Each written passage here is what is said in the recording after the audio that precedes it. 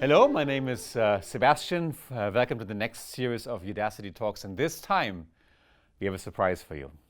This time I am the victim, and my good friend David Silva, who heads the Udacity self-driving car program, is the interviewer. He's going to play the Sebastian of this show. So, David. Sebastian.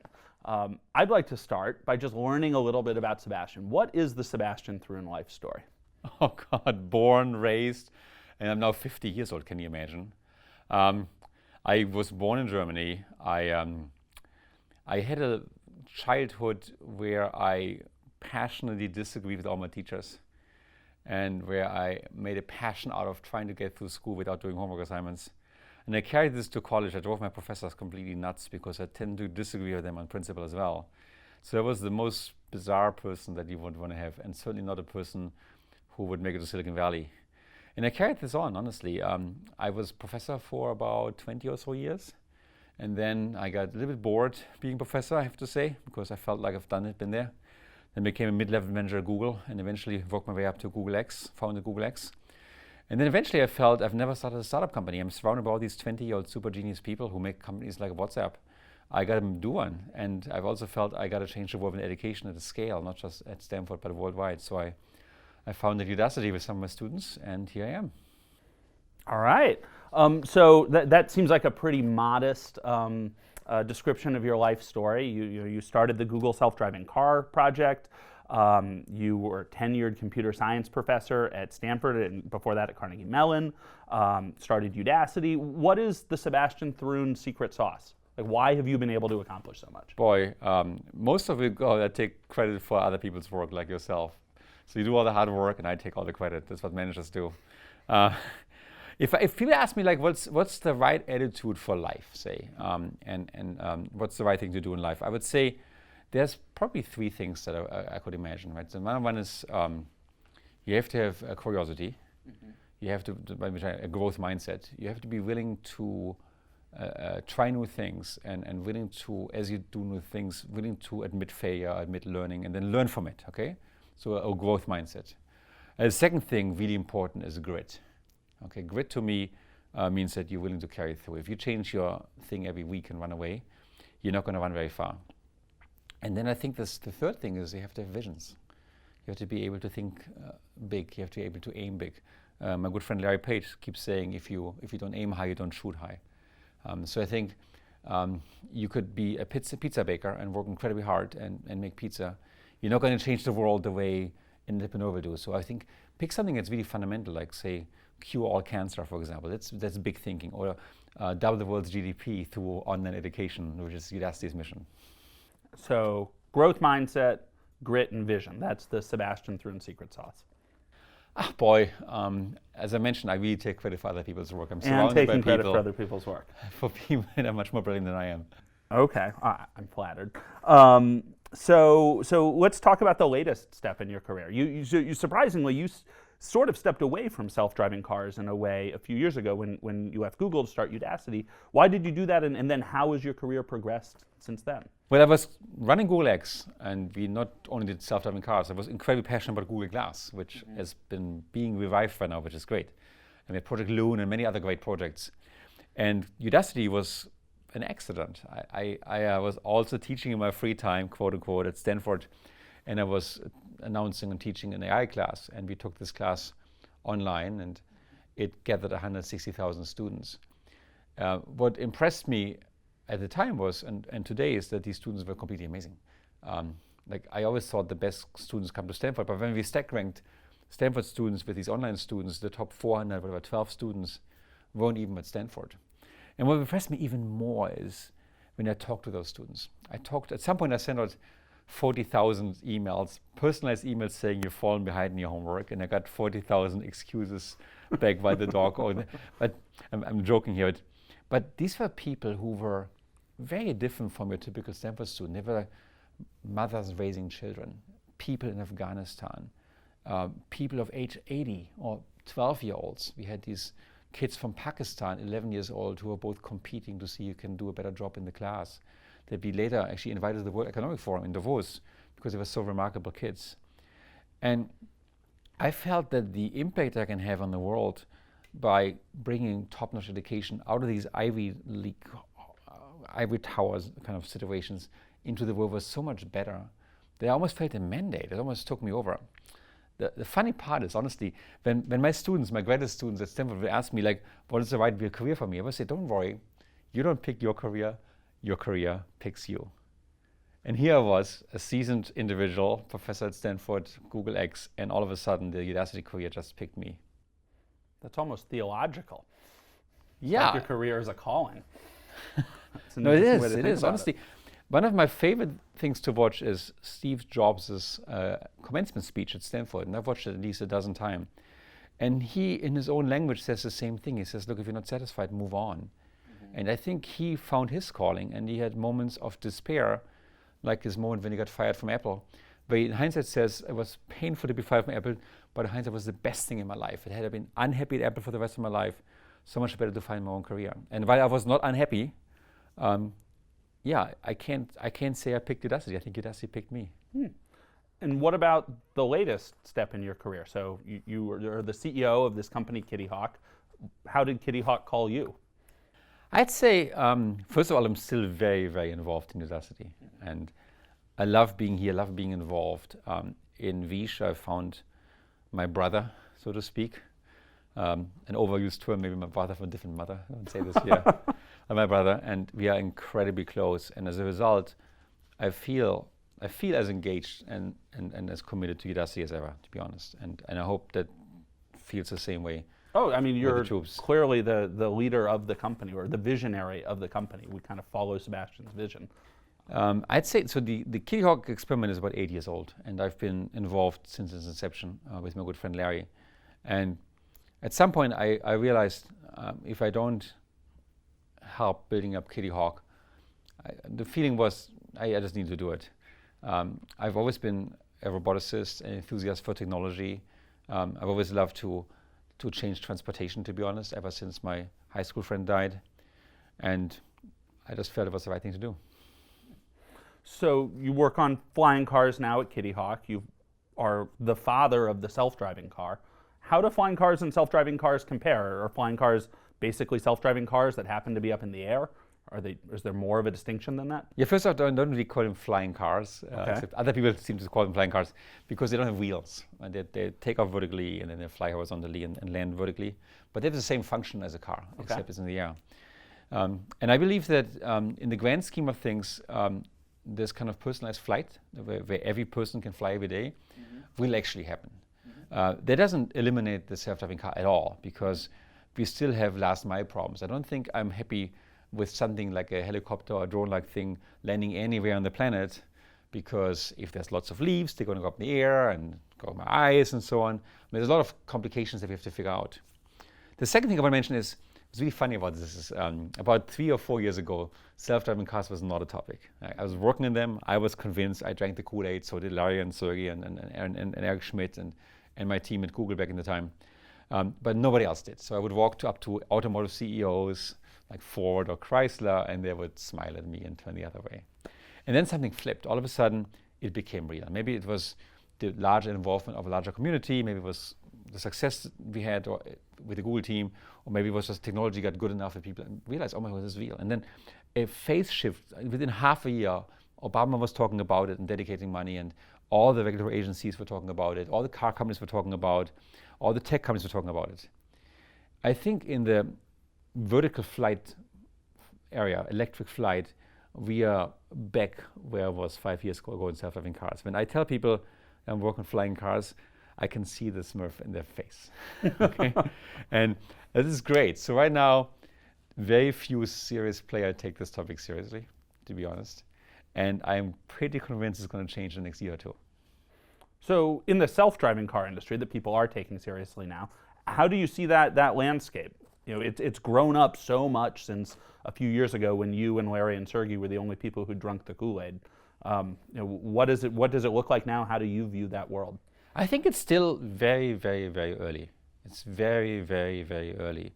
No single company has yet established a profitable business in this space. Okay, and as long, I mean, we look from the technology side, that is certainly accelerating. And I say the Waymo team in particular, has accomplished an amazing feat in having cars without people inside driving to Arizona, and doing so safely.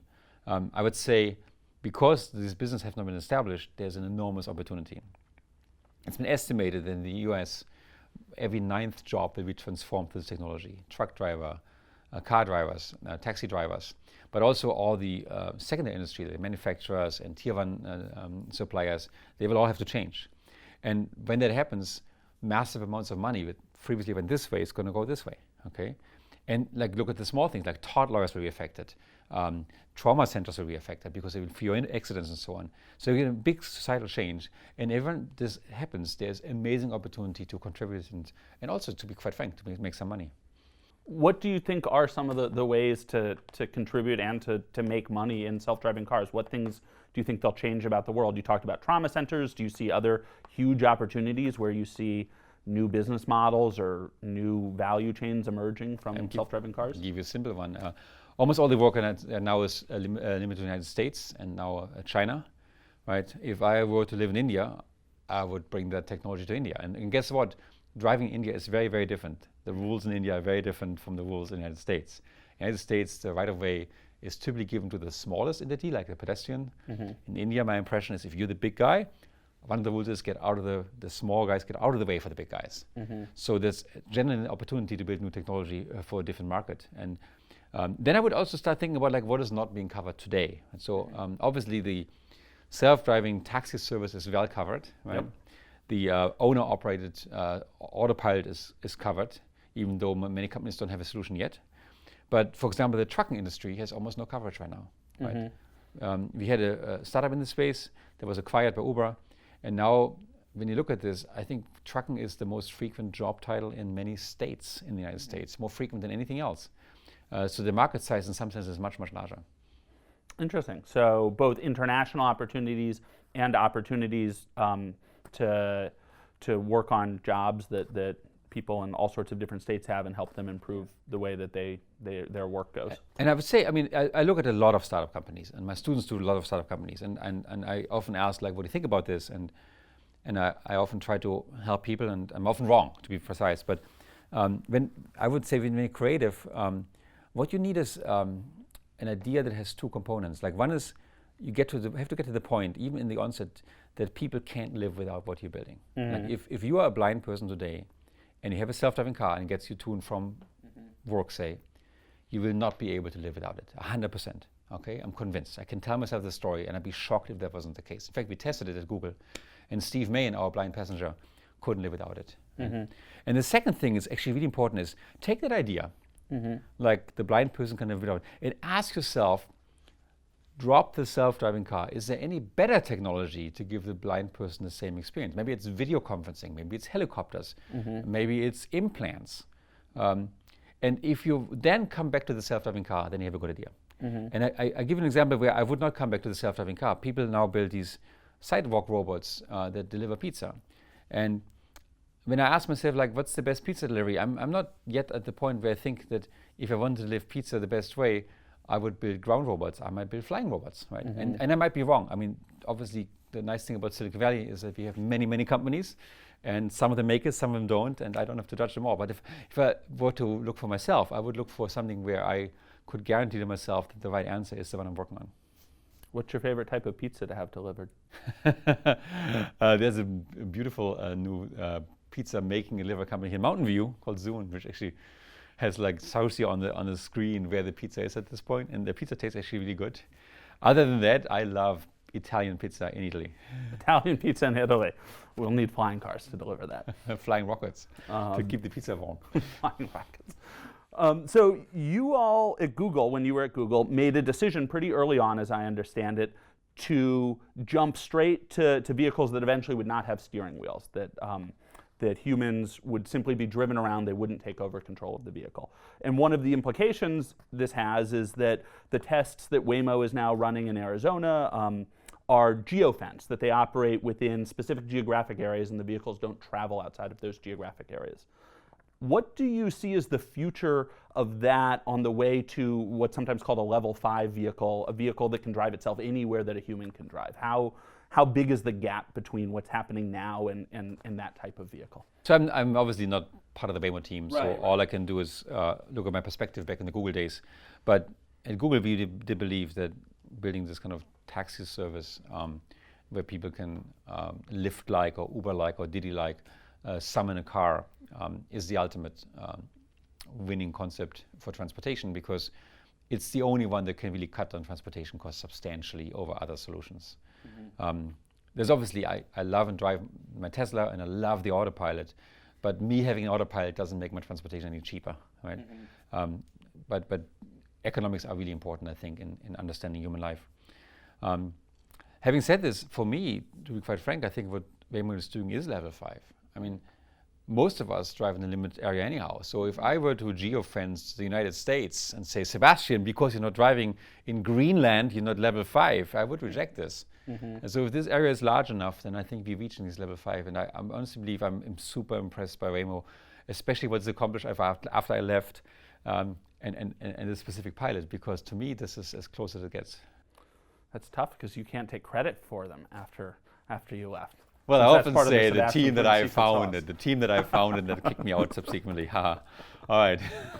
So what are the big challenges between going from a geofence in an area of a city to a geofence that's as big as the entire United States? I think now it's going to be business, right? So first of all, I don't understand anymore the complete economics of this, but you have to get to the point where your service that you're offering is substantially cheaper than alternatives. If you look at a ride-sharing service, in my calculation, about 2/3, give and take, of the cost is the driver. In China, might be about a half, depending on which city you're operating in and so on. So when you then take out the driver, you get all kinds of headaches. Like you have to have engineers that fix your cars and all that. You have to have recovery crews when the car breaks down. And you have to put this all together in a way that makes economic sense. And once it makes economic sense, it becomes a financing exercise, right? Like who's going to buy 100,000 cars, right, for this geographic region over here? How they're going to finance it? How they phases in? And that is almost like, it's just a straight financing exercise. Interesting. So in your view, a lot of the challenge of expanding the geofence to a much, much wider area is a business and economics issue. I think it's shifting there. And if they asked me like 3-4 years earlier, I would have said, look, it's still a hard technological problem. It's certainly much less of a regulatory issue today than I thought 3 or 5 years ago. So now it really becomes the race towards building a not just product market fit, which I think is relatively easy in this case, but really building up a working balance sheet and a working business. And what about internationally? So if we want to take a self-driving car that works here in the U.S., put it in the United Kingdom, is it as simple as telling it drive on the left, not on the right? Or is there more to it than that? I would depends on the country, right? So I mentioned India as an example. I've been a number of years ago in Egypt, and I also believe Egypt had somewhat different driving rules than I was used to from Germany. I think the left-right swap, UK and United States, that's not a particularly hard thing, right? I mean, obviously, engineers have to go through every line of code to make sure it's correct. Or a metric, non-metric swap seems not to be super hard. But I think as we go to these markets, I just came back from New Zealand, and I was stuck in sheep. And the sheep was maybe, I guess, at least 20,000 sheep. I just want to make sure I understand this. You were stuck in sheep, like you were in a car and there were just sheep surrounding the vehicle? I was in a car, and a sheep was surrounding the vehicle. And the sheep was going with me, okay? I was a bit like a shark in a fish tank, okay? And it turned out I was there for at least half an hour in this big, colossal ocean of sheep. And other cars passed by me because the locals figured out if you go at the exact right speed, then sheep just jumps away the right way. Obviously, if you go too fast, you kill a sheep. It's a lot of paperwork. I hate this. So I then started driving a little faster, and I got more gutsy, and I could witness the sheep. Even though I couldn't look back, they felt my presence as a car and jumped the right way, and it took me another 15 or 20 minutes to make it out of this. That's something, honestly, I never started in the United States. I've never seen that in the United States either. Yeah. Sheep driving. Sheep driving. And it's a big deal in New Zealand because, I mean, there's 10 times as many sheep as people. I've never been there, but I'm excited to go get surrounded by sheep in New Zealand. Go to my Facebook page, you see the video. I'll go check it out. Everybody should go check out Sebastian's Facebook page for the video. So what are the big challenges for people who want to make an impact in self-driving cars and flying cars? What are the fields that they should focus on? Where are the jobs that are really exciting in these industries right now? I mean, right now, obviously, engineering is a huge deal. So our very first cohort, I remember self-driving cars, even before graduation, we had a career fair, and half a dozen or so got an offer on the spot, right there. There is desperation in the industry, I can tell you. And we are now by far the largest biggest education institution. So we are known and accepted by the Mercedes and Waymos and Teslas and so on in the world, which is great. We have a fantastic list of hiring partners. So that's a no-brainer in my opinion. But I think there's actually job opportunity beyond just engineering and beyond the stuff we teach. I think there's job opportunities in hardware space, building cost-effective laser is a good example, building better camera systems. And then there's more and more business and strategy and public policy opportunities in this space that we as Udacity don't cover, but I think people should be able to get into. A while back, I did the math and looked at like acquisition of startup companies, and all these acquisitions that I've seen are talent acquisition. None of them has a running business. And then I divided the dollar figure by the number of engineers, and the number still stands. It's like 10 million US ahead. What do you think about batteries as an area? So batteries an area really important for flying cars. How do batteries work in the industry? How important are they for self-driving cars? Can you talk a little bit about that? Super important for everything. Everything now is battery powered, and we just beginning to stretch the surface of batteries. So for example, I have an electric bike and I love it. All of a sudden I can go uphill without sweating. Why is this shirt not electric? Why doesn't it tell me when it has to be washed and how old it is? Why doesn't it tell me where it is at any given point in time? When it gets washed too hot, why doesn't it tell me? Why don't can I rent this area over here as advertisement so I can make some money back? So when you look at me, you look at Google advertisement. I mean, these are things that sound crazy. My shoes have sugar batteries. Batteries will pervade, I think, the entire world, and almost everything we own will be battery powered. And you see it in bits and pieces coming, like your skateboard is now electric, but we're just beginning. All right. I want to close with kind of a careers question, one that's maybe relevant to your own career. How do you think about the distinction between engineering and management? So you have at different times in your career, I think, been an engineer writing code, and at other times been a manager. And this is an area that's growing very fast, and many people who get jobs in this area may get offered opportunities in management early in their careers. How do you think about that? So I think of them as fundamentally the same job. I think an engineer takes a physical artifact, a piece of code, piece of hardware, and figures out how to make this thing do what you want it to do. And a manager takes a human organization, people, and figures out the way how to make people what I want them to do, obviously, so I can take the credit, jokingly. The only difference is the laws of physics and computer are very repeatable and very understandable. Computer code in the morning does the same as the computer code in the evening. The law of people is more fuzzy.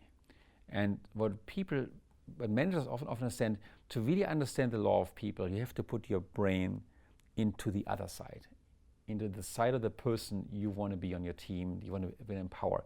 It's not about directing, it's not about commanding, it's about empowerment. If you can empower a person that works with you in the direction that you care about, then you get the same amazing benefits and empower a computer program to give it the right code to run the right code. Interesting. So you view them as fundamentally similar or really even the same job.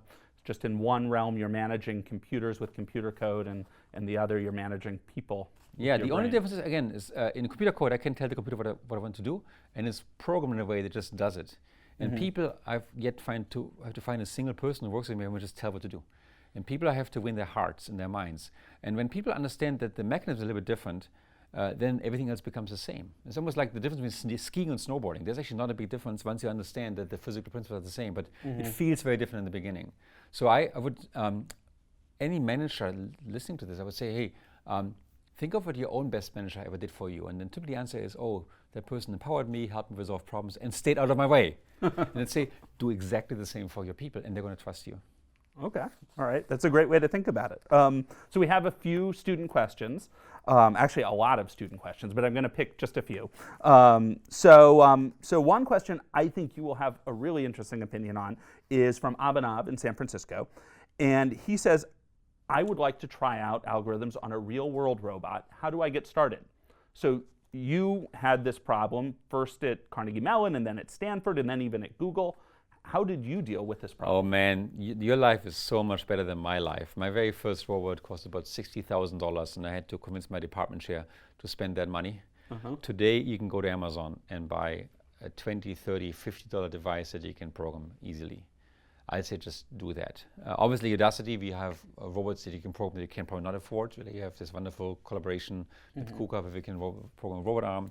We have a self-driving car you can program here. And since you're in San Francisco, I invite you over, come visit us. Love to meet you in person. But I think the interesting thing is people, you can buy drones you can program today and they can fly through your house. You can buy robots that can roam your corridor. The hard part is, you know what, just do it, okay?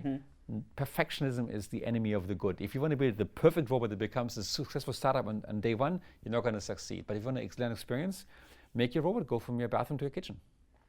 Start with going from the bathroom to the kitchen and build up from there? And if you do this, any student here, send a video to thrun@udacity.com and I'm going to reply to you. So you heard it here. Send it to thrun@udacity.com. Same email address I use. So Colette in Georgia has a bunch of different questions about safety. Will self-driving cars prevent DUIs? Will they be safer than human-driven cars? How do we get them safer than human-driven cars? What do you think about safety in self-driving cars? I'm completely convinced they will be safer than humans. In fact, they'll be very, very safe. And here's the reason why. No matter where you think they are today, whether they're safer than people or not, the learning speed of self-driving cars exceeds the way people can get better. Like when you and I say both have an accident, we individually learn from it, but I'm not going to learn from your accidents and you're not going to learn from mine. So there's a lot of repetition, so everyone has to learn on their own. When a self-driving car, back in the day, Google self-driving car had an accident or made a mistake, then it would learn from the mistake and so would learn all the other cars, including all the unborn cars. That means it's almost like if we translate this learning capability back to people, like I have a PhD, but my son doesn't. Wouldn't it be great if my son was born with a PhD, right? So that's something that computers have over us and are better than us. And that means no matter how skeptic you are, there will be a time when the learning curve or the capability of the self-driving car will cross that of the human driving capability. And it'll happen. In highway driving, it has already happened, in my opinion. And it's going to happen in street driving as well. And what about flying cars? That's a little bit of a different safety problem, right? A crash in a flying car seems at least superficially more traumatic than a crash in a car that's already on the ground. How do you think about that problem? I mean, obviously, in my opinion, flying cars are much, much easier to make safe than ground cars. Interesting. Almost anything that you would hit from pedestrians and kids and so on and the trees is on the ground. The air is completely free. And the air is also huge. It's amazingly large. So in the ground, when you and I drive in different directions and arrive at the same location at the same time, we have a conflict, we need a traffic light, or we might even collide occasionally, right? But in the air, you can separate things in altitude and just do this. And that freedom that we have up there, the only thing we have to prevent is that these things fall from the sky. But if you look at today's air traffic, just recently, Southwest Airline had an issue and a lady died. And here was the first commercial death in the United States in almost a decade. Right. Yeah, in some ways it's hard to improve on air traffic and in air safety in the US right now because it already is so safe. But it's if amazing. You get people off of the ground, then at least you're getting them out of cars that are crashing a lot on the ground right so now. I'm completely convinced that it'll be safer in the air, 100%. It's just not today, obviously, but it's gonna happen. Got it. We have a question from Alexander in Germany about the difference between deep learning and robotics approaches for self-driving cars, and in particular, this notion of end-to-end learning, training the whole car to drive with just a deep neural network. You came up in the robotics world of self-driving cars really before you started your career, before deep learning took off the way it's taken off in the last 5 years. How do you view those differences?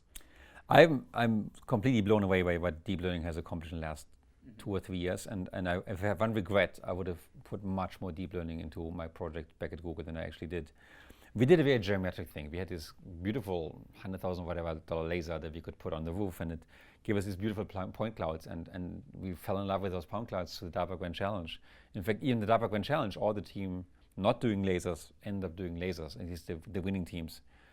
And we stayed there. So we have this beautiful geometric reasoning mechanism, at least when I was on the team still. I don't know where it's now. But then I look at the successes of Udacity students doing deep learning and Voyage and all these wonderful things. There's a complete phase shift. And I think it's not just me, it's the entire academia, all the professors are realizing, oh my God, Like a classical one is image object recognition, images, scene understanding in computer vision. It was known up to about 3 or 4 years ago that computers were much, much, much worse in understanding and describing a scene than people were, like much worse, substantially worse. And then all of a sudden, they're better now. They're literally better than people. So if you do a test, a blind test, you have a computer looking at 100 scenes and 50 people look at 100 scenes and compute the average error rate, machines just beat us. That's one of the things I really love about working with you is how excited you are about new technology. You're not necessarily stuck on what worked for you a few years ago. You're just very excited about what think the next about thing this. is. I mean, like humanity is people have made fire 300,000 years ago, right? Mm-hmm. And we have almost everything that matters to us today is invented in the last 150 years. I mean, there's stuff that's older, maybe the book is a little bit older and the wheel is older, but even the basic things like running water and water toilets, right? And electricity and the telephone and the radio and airplanes and cars and the smartphone and social networks. It's all like in the last 150 years. And why is that? Because we freed ourselves from the physical field work that we did before and we became more creative, more intellectual. To me, if there's one thing I'm bummed about, I would love to live 100 years from now because there will be so much more amazing stuff happening, right? I think 150 years from now, you can build a company like Udacity in a day. Absolutely. And that means we only charge 1 cent to each student, right? That's going to happen. Today, it's still a lot of work to build all this stuff. And in the past, building universities international in every country was impossible. Like we're one of the first universities operating in every country. So I think it's going to be so amazing seeing what's going forward. I wish I was like 10 years old again, and we could revive the entire phase today. Oh man, I wish I were 10 years old again too. That seems like a good note to close on. The future is bright, and hopefully it always will be bright. Thank you very much, Sebastian Thrun. Thank you, David. You're great. I love you and I love your team. Thank you very much.